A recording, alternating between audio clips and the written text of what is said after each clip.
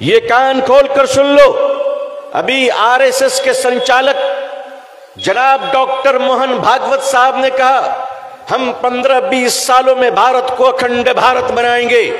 मोहन भागवत जी, आप अकेले नहीं, हम भी बनाएंगे। बोलिए पाकिस्तान को भारत में कब शामिल करना है? बोलिए बांग्लादेश, श्रीलंका, मालदीव, पहाड़ के ऊपर भूटान, ये लेफ्ट साइड में नेपाल, अफगानिस्तान को भारत में कब शामिल करना है? हम तो चाहते हैं कि लाहौर और कराची भारत का हिस्सा बन जाए ताकि कोलकाता से ऑटो लेकर रांची जा सके। कराची से परिष्कार और साफ लफ्जों में पूछना चाहता हूं, हिंदू राष्ट्र का मतलब क्या है? आपको बताना चाहिए।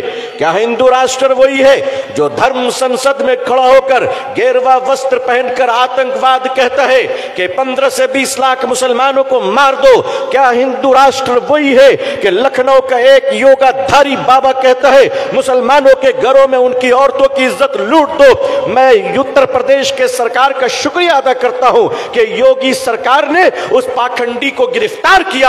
आपने बहुत अच्छा काम किया है, बहुत अच्छा काम किया है।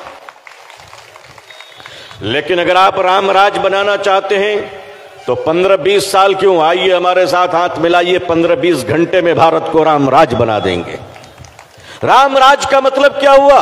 जहां एक कुत्ता भी भूखा ना सोए, जहां किसी पर अत्याचार ना हो, जहां किसी पर जुल्म ना हो, जहां किसी की मॉब लिंचिंग ना हो। राम राज का मतलब क्या है? जहां मिलावट ना हो, जहां दवाओं के नाम पर नकली दवा ना दी जाए। राम राज क्या है? आप मुसलमानों को देखना चाहते हैं इस कोरोना वायरस में, इस कोरोना वायरस में जहां लाखों हिंदुओं के चिता को उसके बच्चे हाथ नहीं लगा रहे थे, मुसलमानों ने उसका क्रियाक्रम किया है।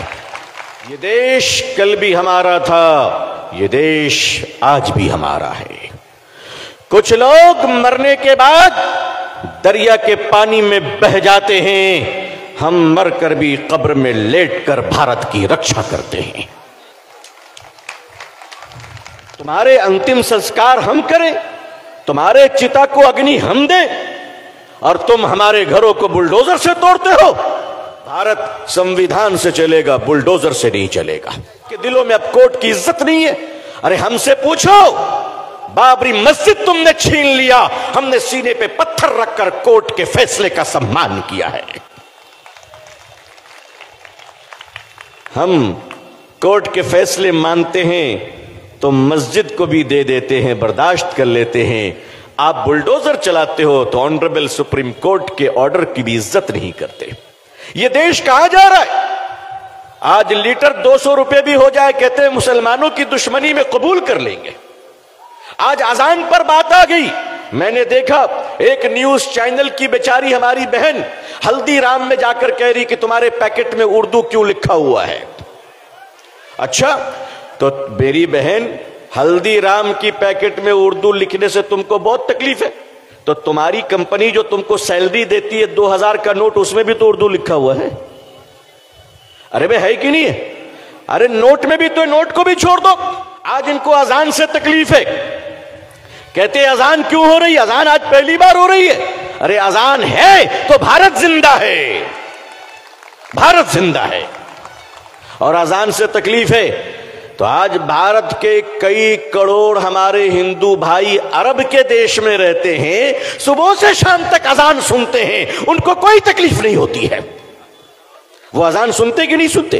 वो अजान सुनते, मगर रियाल मिले तो अजान कबूल है, दिनार मिले तो अजान कबूल है, दिरहम मिले तो अजान कबूल है। भारत आते ही पता नहीं कान में अजान से तकलीफ क्यों होने लगती है। भाई, हम तो कहते हैं कि अजान देने से शैतान भागता है ना? हम अजान देंगे, जिसको भागना है भागो। आपका हिंदू राष्ट्र बाबा साहब अंबेडकर के संविधान को नहीं मानता, अगर आपका हिंदू राष्ट्र भारत के वंचित बहुजन समाज, दलित समाज को अगर स्वीकार नहीं करता है, उन्हें सम्मान नहीं देता है, तो भारत का मुसलमान भी ऐसे हिंदू राष्ट्र को स्वीकार नहीं करता है। लो, हम अपने धर्म की भी रक्षा करेंगे और इस देश की भी रक्षा करेंगे और देश के हिंदू भाइयों से प्यार करते हैं, करते रहेंगे। ये कान खोलकर सुन लो, अभी आरएसएस के संचालक जनाब डॉक्टर मोहन भागवत साहब ने कहा हम 15-20 सालों में भारत को अखंड भारत बनाएंगे। मोहन भागवत जी, आप अकेले नहीं, हम भी बनाएंगे। बोलिए पाकिस्तान को भारत में कब शामिल करना है? बोलिए बांग्लादेश, श्रीलंका, मालदीव, पहाड़ के ऊपर भूटान, ये लेफ्ट साइड में नेपाल, अफगानिस्तान को भारत में कब शामिल करना है? हम तो चाहते हैं कि लाहौर और कराची भारत का हिस्सा बन जाए, ताकि कोलकाता से ऑटो लेकर रांची जा सके, कराची। आप कहते हैं अखंड भारत, मुसलमान अखंड भारत के साथ है। आप कहते हैं हिंदू राष्ट्र। मैं आपसे परिष्कार और साफ लफ्जों में पूछना चाहता हूं, हिंदू राष्ट्र का मतलब क्या है, आपको बताना चाहिए। क्या हिंदू राष्ट्र वही है जो धर्म संसद में खड़ा होकर गेरुआ वस्त्र पहनकर आतंकवाद कहता है कि 15 से 20 लाख मुसलमानों को मार दो? क्या हिंदू राष्ट्र वही है कि लखनऊ का एक योगाधारी बाबा कहता है मुसलमानों के घरों में उनकी औरतों की इज्जत लूट दो? मैं उत्तर प्रदेश के सरकार का शुक्रिया अदा करता हूं कि योगी सरकार ने उस पाखंडी को गिरफ्तार किया। आपने बहुत अच्छा काम किया है, बहुत अच्छा काम किया है। लेकिन मोहन भागवत जी, अगर आपका हिंदू राष्ट्र मनुस्मृति को बुलाता है, अगर आपका हिंदू राष्ट्र बाबा साहब अंबेडकर के संविधान को नहीं मानता, अगर आपका हिंदू राष्ट्र भारत के वंचित बहुजन समाज, दलित समाज को अगर स्वीकार नहीं करता है, उन्हें सम्मान नहीं देता है, तो भारत का मुसलमान भी ऐसे हिंदू राष्ट्र को स्वीकार नहीं करता है। लेकिन अगर आप राम राज बनाना चाहते हैं तो 15-20 साल क्यों, आइए हमारे साथ हाथ मिलाइए, 15-20 घंटे में भारत को राम राज बना देंगे। राम राज का मतलब क्या हुआ?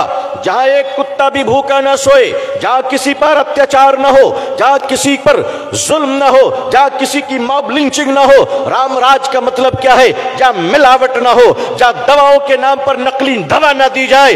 राम राज क्या है? आप मुसलमानों को देखना चाहते हैं इस कोरोना वायरस में, इस कोरोना वायरस में जहां लाखों हिंदुओं के चिता को उसके बच्चे हाथ नहीं लगा रहे थे, मुसलमानों ने उसका क्रियाक्रम किया है। तुम्हारा अंतिम संस्कार हम करें, तुम्हारे अंतिम संस्कार हम करें, तुम्हारे चिता को अग्नि हम दें, और तुम हमारे घरों को बुलडोजर से तोड़ते हो। मध्य प्रदेश के गवर्नमेंट, ऑनरेबल चीफ मिनिस्टर साहब जनाब शिवराज सिंह चौहान साहब, जनाब शिवराज चौहान साहब, और आपके माननीय गृह मंत्री होम मिनिस्टर साहब, जरा ये तो बताइए कि आपने उनके घरों को भी तोड़ दिया जो आदमी बेचारा जेल में बंद है, और आप कहते हैं कि पथराव वो कर रहा था। तो या तो आप झूठ बोल रहे हैं या फिर जेल का जेलर झूठ बोल रहा है। क्या अत्याचार है? भारत संविधान से चलेगा, बुलडोजर से नहीं चलेगा। अभी कल रमजान का महीना, दिल्ली के अंदर जहांगीरपुरी में ऑनरेबल सुप्रीम कोर्ट ने कहा बुलडोजर नहीं चला जाएगा, फिर भी चलाया जा रहा है। मतलब इस देश में अब कोर्ट का सम्मान भारत सरकार भी नहीं कर रही है। आपके दिलों में अब कोर्ट की इज्जत नहीं है।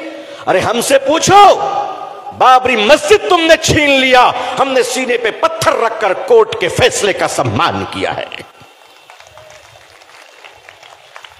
हम कोर्ट के फैसले मानते हैं तो मस्जिद को भी दे देते हैं, बर्दाश्त कर लेते हैं।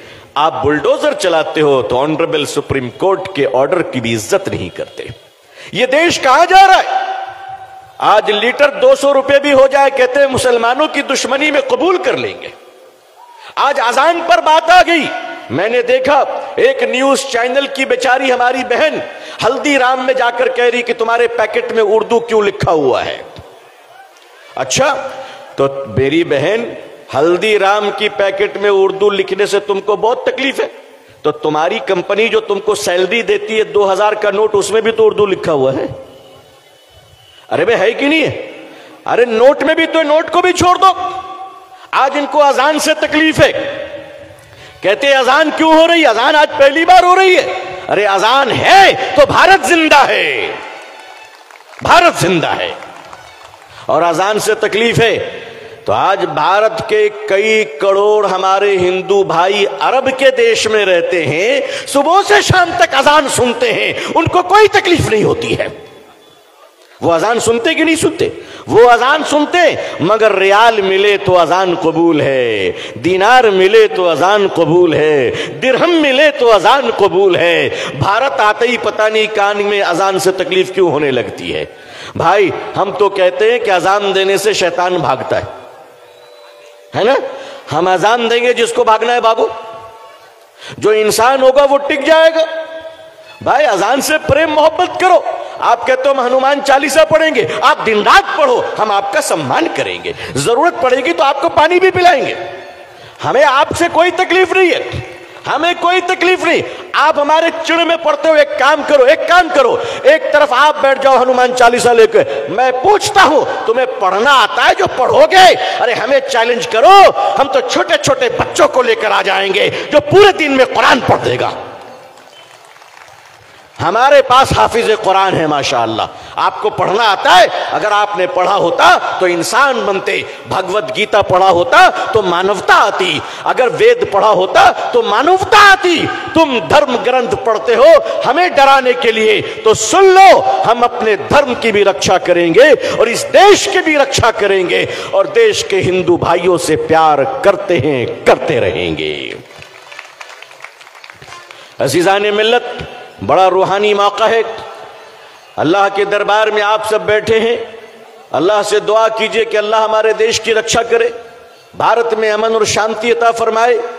मुसलमान भाई हिंदू भाइयों को मिलकर प्यार से मोहब्बत के साथ गले मिलकर रहने की तौफीक दे। अल्लाह प्यार की बारिश बरसाए, बंगाल में अमन और शांति दे। अल्लाह पूरे देश में और पूरी दुनिया में अमन और शांति दे। मैं बेहद शुक्रगुजार हूँ भाई जनाब सैयद रूहुल अमीन साहब दामत बरकातुहुम का कि उन्होंने मुझे मदऊ किया, इस लायक समझा। अल्लाह आपको जज़ाए खैर दे। अल्लाह पूरी दुनिया में हम सबको इस्लाम की इज्जत देखना नसीब फरमाए। अल्लाह अक़वाम आलम और अहले हिंदुस्तान के दिलों में इस्लाम के लिए और मुसलमानों के लिए जज्बे मोहब्बत व एहतराम पैदा फरमाए। अल्लाह इस भारत में अमन व शांति दे, पूरी दुनिया में अमन व शांति दे। भारत जिंदाबाद, बंगाल जिंदाबाद, इस्लाम जिंदाबाद, मुसलमान जिंदाबाद। जज़ाकुमुल्लाह। आखिर दावाना अल्हम्दुलिल्लाहि रब्बिल आलमीन। वस्सलामु अलैकुम व रहमतुल्लाहि व बरकातुहू।